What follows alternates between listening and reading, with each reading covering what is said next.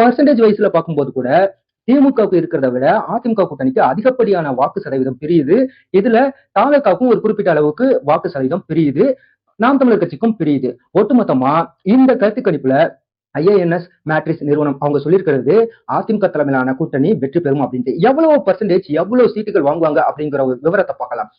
IANS matrix நிறுவனம் நடத்திய அந்த கருத்து கணிப்போட முடிவுல திமுக தலைமையிலான கூட்டணி 104ல இருந்து 114 வரையிலும் அவங்களுக்கு தொகுதிகள் கிடைக்கும் அப்படின்னு சொல்லியிருக்கிறாங்க.